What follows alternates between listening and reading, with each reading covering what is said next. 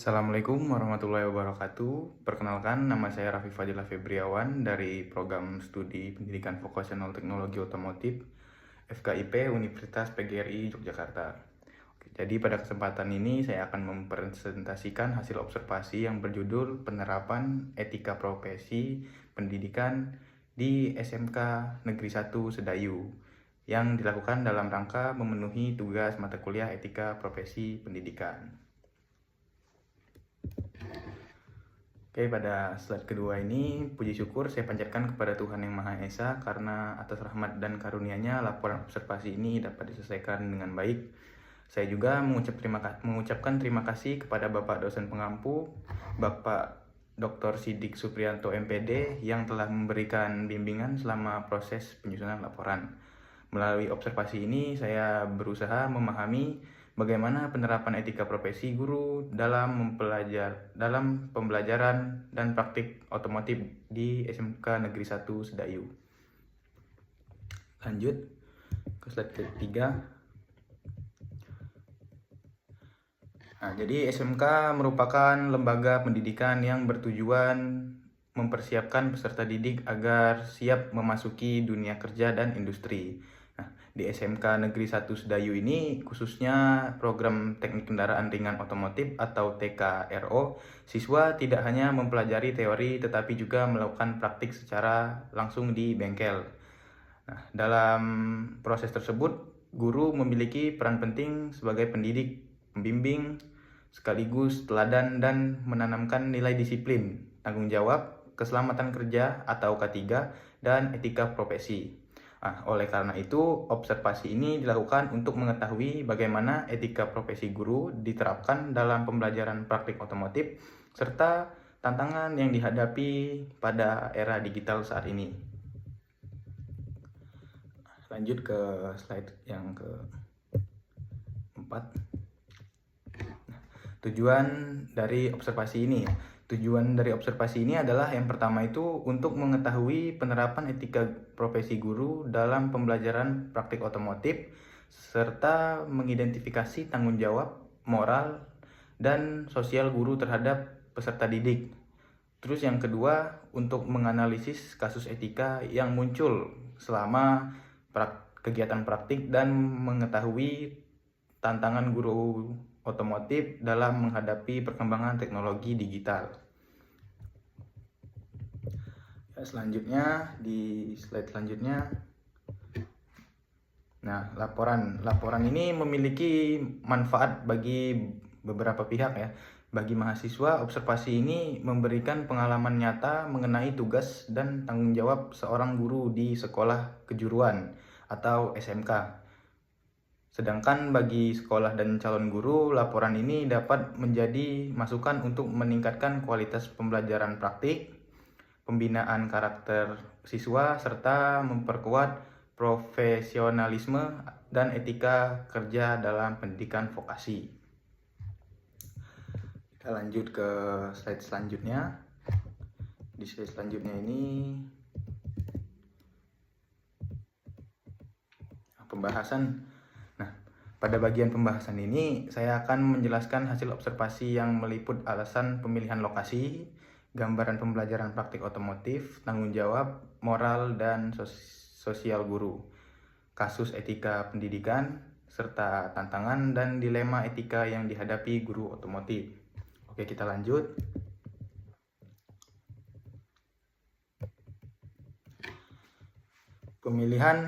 Alasan pemilihan lokasi observasi. SMK Negeri 1 Sedayu ini dipilih karena memiliki reputasi yang baik dalam pendidikan vokasi otomotif di wilayah Yogyakarta.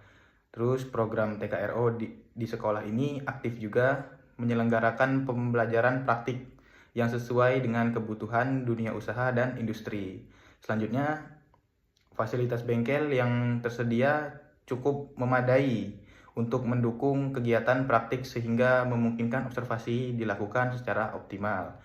Melalui observasi ini, saya dapat melihat secara langsung bagaimana guru dan siswa beradaptasi dengan fasilitas yang ada sambil tetap menjaga kualitas pembelajarannya. Lanjut ke slide berikutnya. Gambaran pembelajaran praktik otomotif. Nah, berdasarkan hasil observasi ini, kegiatan praktik di bengkel berlangsung dengan tertib dan terstruktur. Nah, siswa itu melakukan pemeriksaan mesin kendaraan secara langsung di bawah bimbingan gurunya. Kegiatan praktik ini juga meliputi pemeriksaan komponen mesin, sistem kelistrikan otomotif, penggunaan alat ukur sesuai standar, serta pembagian kelompok kerja yang adil. Nah, guru juga memastikan bahwa siswa menerapkan keselamatan kerja atau K3 tadi dan menggunakan alat pelindung diri atau APD secara lengkap. Oke, lanjut ke slide yang selanjutnya.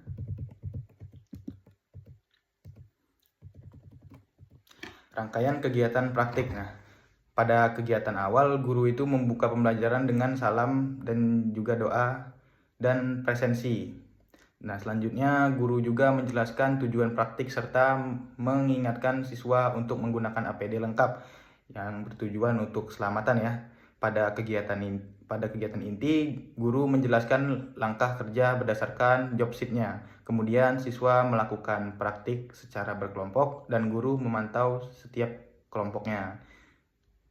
Pada kegiatan penutup, guru melakukan evaluasi, memberikan umpan balik, dan mengingatkan pentingnya kedisiplinan serta etika kerja. Siswa juga diwajibkan membersihkan area kerja dan menyimpan alat sesuai prosedur K3 ya. Setelah selesai, siswa-siswa itu diwajibkan membersihkan area dan menyimpan alat sesuai prosedurnya. Oke, untuk selanjutnya ini analisis tanggung jawab moral dan sosial guru. Hasil observasi ini menunjukkan bahwa guru itu memiliki tanggung jawab moral yang besar dalam membentuk karakter siswa. Nah, selain itu juga guru juga sangat memperhatikan keselamatan dan kesehatan kerja atau K3 dengan memastikan siswa menggunakan APD dan mengikuti prosedur kerja yang aman selama praktik ya. Oke, selanjutnya analisis tanggung jawab moral dan sosial guru. Guru itu tidak hanya memberikan hukuman ketika terjadi pelanggaran, tetapi lebih mengutamakan pendekatan yang mendidik gitu. Nah, terus teguran diberikan dengan tujuan membangun kesadaran siswa terhadap pentingnya keselamatan dan etika kerja. Selain itu juga guru memberikan bimbingan tambahan kepada siswa yang sulit memahami gitu ya, yang mengalami kesulitan, serta memastikan pembagian kelompok dilakukan secara adil tanpa diskriminasi. Oke, selanjutnya ini kasus etika pendidikan dalam praktik otomotif. Nah, kasus etika yang ditemukan itu adalah penggunaan telepon genggam atau handphone oleh siswa untuk kegiatan yang tidak berkaitan dengan pembelajaran saat praktik berlangsung. Nah, perilaku ini berkaitan dengan nilai kedisiplinan, tanggung jawab, dan profesionalisme guru. Nah, guru mengatasi masalah tersebut dengan memberikan teguran yang bersifat edukatif serta mengingatkan bahwa telepon genggam hanya boleh digunakan untuk mendukung kegiatan praktik seperti melihat job sheet atau video teknis gitu ya. Lanjut. Nah, di slide berikutnya ini ada tantangan guru otomotif di era digital. Nah, jadi perkembangan teknologi otomotif yang sangat cepat menjadi tantangan bagi guru ya. Saat ini kendaraan semakin banyak menggunakan teknologi listrik dan elektronik. Nah, sehingga guru itu harus terus memperbarui pengetahuan dan keterampilannya. Selain itu juga keterbatasan fasilitas sekolah juga menjadi hambatan dalam mengenal teknologi terbaru kepada siswa. Nah, oleh karena itu pelatihan, seminar, dan sertifikat menjadi langkah penting untuk meningkatkan kompetensi guru. Oke, selanjutnya ada dilema etika profesional ya. Guru itu menghadapi dilema ketika harus mengerjakan materi yang belum sepenuhnya didukung oleh fasilitas praktik yang tersedia.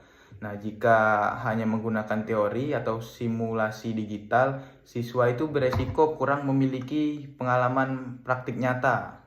Nah, namun jika hanya mengandalkan fasilitas lama, kompetensi siswa mungkin belum sesuai dengan perkembangan teknologi industri yang saat ini atau yang terbaru.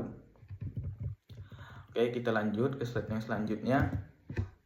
Di slide selanjutnya ini solusi dilema etika. Nah, solusi yang paling tepat adalah mengombinasikan penggunaan media digital dengan kerjasama industri. Terus pendekatan ini memberikan kesempatan kepada siswa untuk mengenal teknologi terbaru meskipun fasilitas sekolah masih terbatas. Selain itu juga guru itu tetap menjalankan pembelajaran sesuai standar profesional, prosedur, dan keselamatan kerja. Nah, sekaligus juga menjaga profesionalisme dalam proses pembelajaran. Oke, yang selanjutnya refleksi identitas profesional. Dari observasi ini dapat dipahami bahwa guru otomotif itu tidak hanya bertugas mengajarkan keterampilan teknis. Nah, guru juga itu memiliki tanggung jawab untuk membentuk karakter siswa agar menjadi tenaga kerja yang profesional, disiplin, dan bertanggung jawab. Terus juga keberhasilan terhadap praktik tidak hanya ditentukan oleh kemampuan teknis siswa, tetapi juga oleh sikap dan etika kerja yang ditanamkan guru di setiap harinya. Oke, kita lanjut ke slide yang selanjutnya. Sini ada kesimpulan dan rekomendasi. Nah, bagian ini menyajikan kesimpulan dari hasil observasi yang telah dilakukan di SMK Negeri 1 Sedayu, mencakup penerapan etika profesi guru, tanggung jawab, moral, dan sosial, serta penanganan kasus etika dalam pembelajaran praktik otomotif. Nah, selain itu juga bagian ini memuat rekomendasi konstruktif bagi guru, sekolah, dan calon pendidik vokasional sebagai upaya peningkatan kualitas pembelajaran dan profesionalisme di era pendidikan kejuruan modern.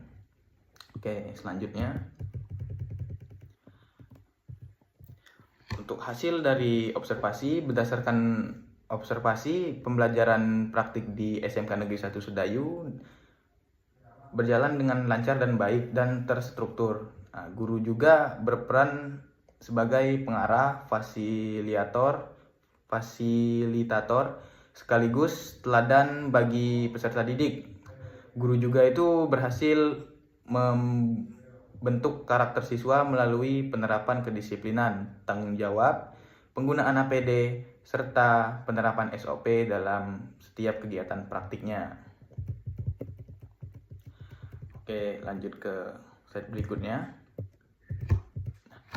Kasus. Kini kita masuk ke simpulan kasus etika, tantangan digital, dan dilemanya ya. Untuk kasusnya itu penggunaan telepon genggam dapat diatasi melalui pendekatan edukatif yang membangun kesadaran siswa. Selain itu, perkembangan teknologi otomotif dan keterbatasan fasilitas juga mendorong guru untuk lebih kreatif dalam memanfaatkan media pembelajaran digital serta menjalani kerjasama dengan dunia industri.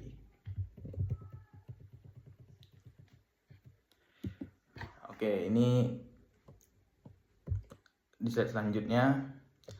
Berdasarkan hasil observasi, terdapat beberapa rekomendasi, yaitu meningkatkan kompetensi guru melalui pelatihan seminar dan sertifikat. Terus juga ada di poin yang kedua, memanfaatkan media pembelajaran digital yang interaktif. Selanjutnya, mempertahankan keteladanan dalam kedisiplinan dan budaya kerja industri. Terus memberikan bimbingan intensif kepada siswa yang mengalami kesulitan praktik. Terus menanamkan budaya keselamatan kerja dan penggunaan APD secara konsisten.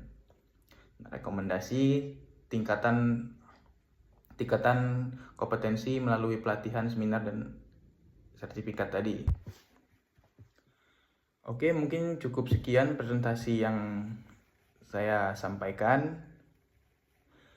Mohon maaf jika masih kurang atau ada salah-salah kata saya dalam video ini. Saya mohon maaf, kepada Allah saya mohon ampun. Saya akhiri. Wassalamualaikum warahmatullahi wabarakatuh.